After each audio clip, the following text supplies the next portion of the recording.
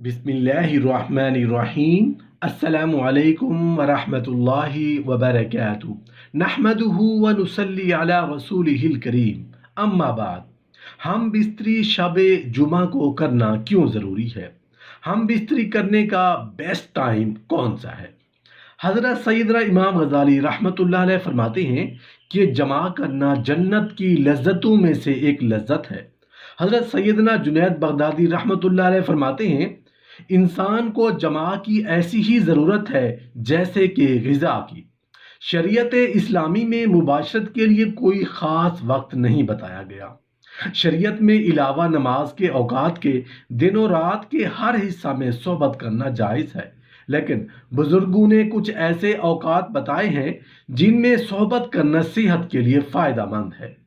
हज़रत इमाम गज़ाली रहमतुल्लाह अलैह अहयाउल उलूम में उम्मुल मोमिनीन हज़रत आयशा सिद्दीक़ा रज़ियल्लाहु अन्हा से रिवायत है, फरमाती हैं रसूलुल्लाह सल्लल्लाहु अलैहि वसल्लम रात के आखिरी हिस्सा में तकरीबन 2 बजे से लेकर फजर की अजान से पहले जब वितर की नमाज पढ़ चुके होते तो अगर आपको अपनी किसी बीवी की हाजत होती तो उनसे मुबाशरत फरमाते।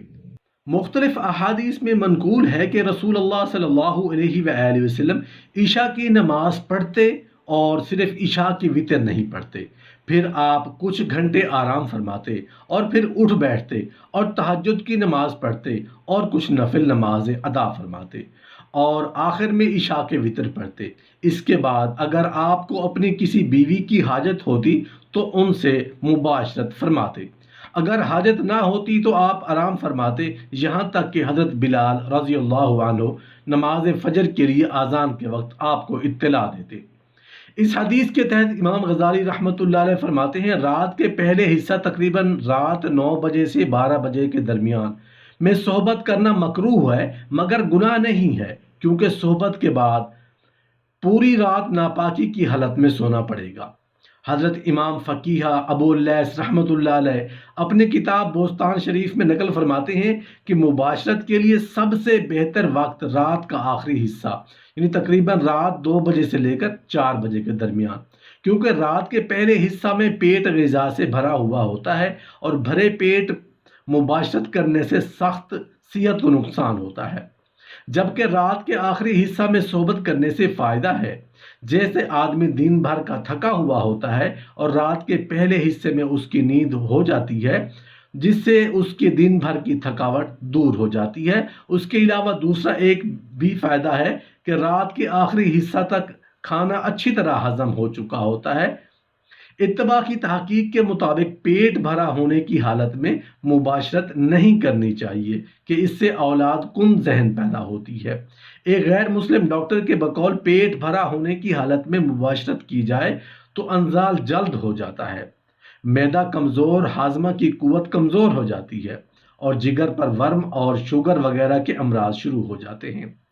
ये तमाम बातें हिकमत के मुताबिक हैं।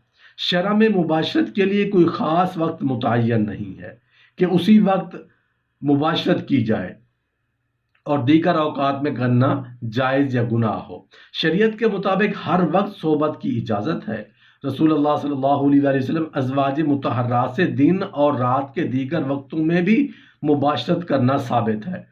हाँ, कुछ दिनों की फजीलत अहादीस में वारिद है, जैसा कि हुज्जतुल इस्लाम सैयदना इमाम मोहम्मद गज़ाली रहमतुल्लाह अलैह नकल फरमाते हैं कि बाज़ उलमा ने शब जुमा और दिन शुबह जुमा को मुबाशरत करना मुस्तहब कहा है। हज़रत अली, हज़रत अबू हुरैरा और हज़रत इमाम मुआविया रज़ियल्लाहु अन्हुम अजमईन ने से रिवायत है कि हर महीने की चांद रात और चांद की 15वीं शब और चांद के महीने की आखिरी शब मुबाशरत करना मकरूह है कि इन रातों में जमा के वक्त शैतान मौजूद होते हैं। तहकीक ये है कि इन रातों में मुबाशरत जायज़ है, लेकिन एहतियात इसी में है कि मुबाशरत करने से इन रातों में परहेज करें। अजान व नमाज के औकात में भी मुबाशरत नहीं करनी चाहिए। बुजुर्गान दीन फरमाते हैं कि अजान व नमाज के वक्त मुबाशरत करने से औलाद नाफरमान मजहब से बेगाना पैदा होती है।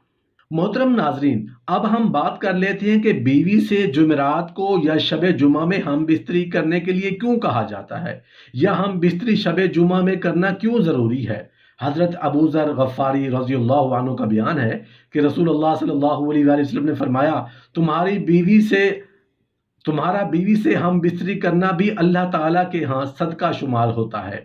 عرض کیا، یا رسول اللہ، جب کوئی ہم میں سے بتقاضائے شہوت ہم بستری کرتا ہے تو اس میں بھی اجر مقرر ہے؟ یہ بات ہماری سمجھ میں نہیں آئی۔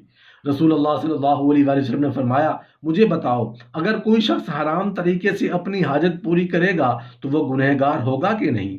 اسی طرح اگر وہ حرام کی بجائے حلال راستہ اختیار کرے گا تو اس میں اسے ثواب ملے گا۔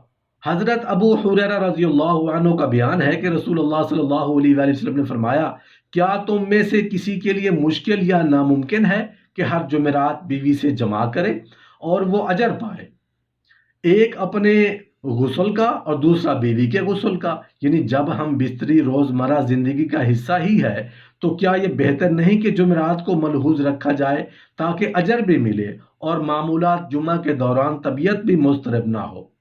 یہی وجہ ہے کہ جمعرات کو ہم بستری مستحب ہے۔ اسلام میں دیگر عبادات کی طرح ہم بستری بھی ایک ایسی عبادت ہے کہ جس پر اجر و ثواب مقرر ہے، لیکن اگر سنت کے مطابق نہ ہو تو بجائے اجر و ثواب کے بسا اوقات انسان دنیا اور آخرت میں ناقابل تلافی نقصان اٹھاتا ہے۔ اس سے پہلے کہ ہم بستری کے اجر و ثواب سے متعلق بات کریں، لیکن اجر و ثواب کا مستحق ہونے کے لیے ضروری ہے کہ ہم بستری کے آداب اور سنتوں سے واقف ہوں۔ اگر آپ آداب ہی نہیں معلوم ہوں گے اور نہ ہی عمل ہوگا تو پھر بجائے ثواب کی الٹا گناہ اور میاں بیوی کے ساتھ ساتھ پیدا ہونے والی اولاد بھی ان قباحتوں کا شکار ہوگی۔ شریعت کی روح سے ہم بستری باعث اجر و ثواب اور عبادت ہے، اس لیے لازم ہے کہ ہم بستری بھی دیگر عبادات کی طرح صحیح طریقے پر انجام پائے۔ کسی چیز کا اس طرح سر انجام پانا مکمل طور پر اس کے ارکان و شرائط اس میں جمع ہو جائیں تاکہ معاملہ اللہ تعالیٰ کے ہاں پسند کیا جانے لگے۔ اللہ کے ہاں خالص صرف وہی عمل ہو سکتا ہے جو ہر قسم کے فساد کھوٹ سے پاک ہو۔ لہٰذا ہم عنوان کی مناسبت سے چند بنیادی مسائل بیان کرتے ہیں جن پر عمل کرنے سے ازدواجی زندگی نہ صرف لذیذ تر بلکہ عبادت بن جاتی ہے، بلکہ اولاد کے صحت مند اور صالح ہونے میں مدد ملتی ہے، اور اسی مسنون ہم بستری کی برکت سے اولاد صدقہ جاریہ ثابت ہوتی ہے۔ حالت حیض میں ہم بستری کرنا سخت گناہ ہے، اور ایسی ہم بستری نہ صرف میاں بیوی کی صحت اور ایسے محبت بھرے رشتے پر برے اثرات مرتب کرتی ہے، بلکہ اتباع کے مطابق حالت حیض میں اگر حمل ہو گیا تو پیدا ہونے والی اولاد کے مخنث اور معذور ہونے کا سبب ہو سکتا ہے۔ جمعرات کو ہم بستری اور غسل کرنے کی ترغیب اس لیے دی گئی ہے کیونکہ اگلا دن جمعہ کا ہوتا ہے اور مردوں کو نماز جمعہ کی ادائیگی کے لیے جامع مسجد جانا ہوتا ہے تاکہ آتے جاتے کہیں نظر پڑنے سے طبیعت میں کسی قسم کی پراگندی پیدا نہ ہو اور خواہش نفس سے اطمینان ہونے کے سبب نماز اور خطبہ میں دل جمعی حاصل ہو جائے۔ اتباع کی تحقیق ہے کہ ہم بستری کے فوراً بعد پانی نہیں پینا چاہیے، ایسا کرنے سے دمہ کا مرض پیدا ہوتا ہے۔ اس لیے معدہ پر ہونے کی حالت میں بھی ہم بستری کرنے کو منع کیا گیا ہے، کیونکہ جب معدہ پر ہوتا ہے تو ہم بستری کی حرارت سے خشکی پیدا ہوتی ہے اور پیاس کا غلبہ ہوتا ہے۔ طب نبوی میں صاحب فقیہ کے حوالے سے لکھا ہے کہ کھڑے ہو کر ہم بستری کرنے سے بدن کمزور اور ضعیف ہو جاتا ہے، اور پیٹ بھرا ہونے کی حالت میں ہم بستری نہیں کرنی چاہیے، اس سے اولاد کن ذہن پیدا ہوتی ہے۔